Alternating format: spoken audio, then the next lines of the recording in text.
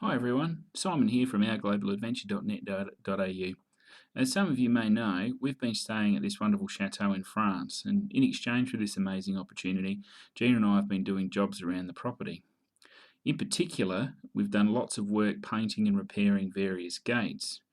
Specifically though, I wanted to share the work I did making some gates from scratch, as it would have been simple to go to the local hardware and order some tubular steel or alloy gates, but they wouldn't have suited the style of the other gates found around the property.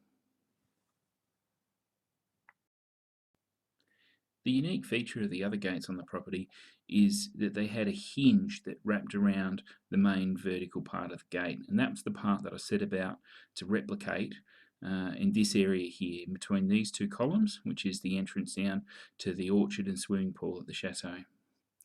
So we set about using second-hand material. This is a fencing panel that Arnaud picked up from the scrapyard, and we're supplementing it with flat bar, some 35 by 10, and 35 by 35 square bar for the upright part. And the key is going to be the hinge, which needs to be ground. Unfortunately, I don't have a lathe, so angle grinder to do all the work there. And the bottom will be a pivot point that will sit on a footing that sits in the concrete at the bottom of the gate, and that little pin there to help locate it. So this is the vertical part of the gate. The gate will pivot on this, and this is the journal that I've ground into the gate using the angle grinder and file and some emery tape. The hinges are forged out of 50mm by 10 flat bar, and they'll wrap around that journal that you just saw there. To get that flat bar wrapped around there, I had to make a small forge. I tried heating it up with the oxy, but it just wouldn't hold the heat. So small brick forge with some coal in there, and we've got the air compressor running to keep the heat in and get that bar really hot so that we can bend it around the vertical part. It's very fortunate to have access to this big drill press at the chateau and a 36mm drill, which meant by running that through the hinge there, I knew that I was going to have a good fit and clearance around the journal that I'd rounded off on the bar. So with the hinges made and shaped and drilled out to size, the next step was to fit them to the bar there. And so using the oxy torch just to heat up just that one area on the hinge so that it maintains the shape. And I also, as you can see there from the picture, wanted to fit a 10mm bar in between the two pieces of the hinge so that the gates in fact would be removable.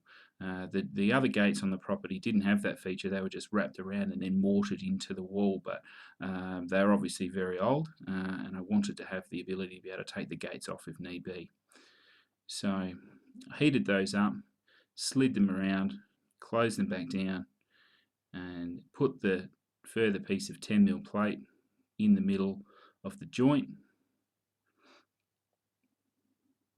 And then that meant that I knew I'd have the right clearance when I mounted them into the wall, and then clamped that together.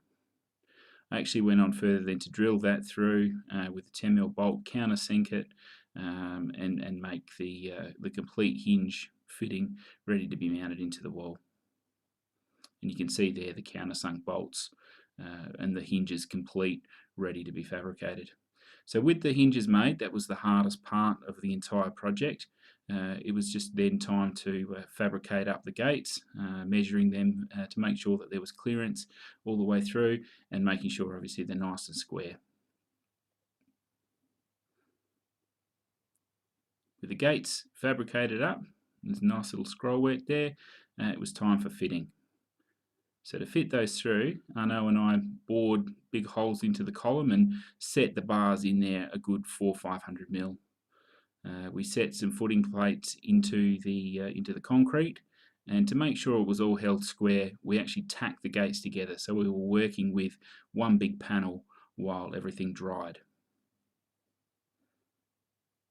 No gate would be complete without a latch, so I fabricated up a latch in the similar style to the others found around the property.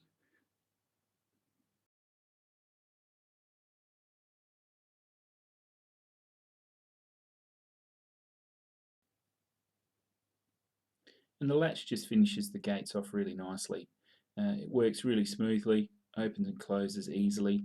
The gates are nice and square and level, and really easy to operate, and nice and smooth.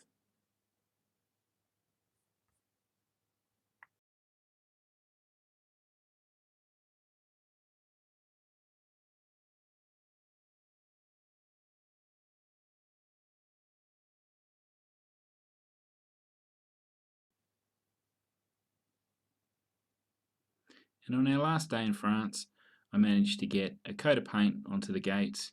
And it was great to finish off this project. It's been so rewarding to contribute to something that's so old and something that will be around for so many, many years to come. Thanks very much for watching.